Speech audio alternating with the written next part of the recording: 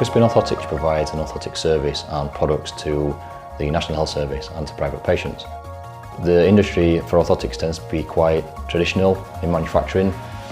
What we decided to do was look at various types of technology that we could implement to try and improve the products and make them more accurate. These products tend to be insoles, knee braces, wrist supports, back supports, collars.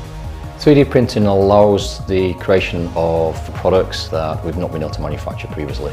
The HP machine is streets ahead of what we've had before. It actually allows you to produce completely different devices that will give the same, if not better performance with better patient outcomes. We can use type of materials which we've not had access to. It also allows us to use fairly complex geometries, which we can then develop new products for the patients that are more effective and can be more cosmetic.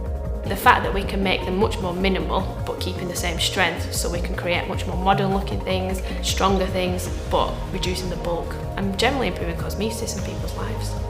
Everything we do is quite unique. I think at the moment we're probably doing maybe 50 or so devices per week. We can literally manufacture anything.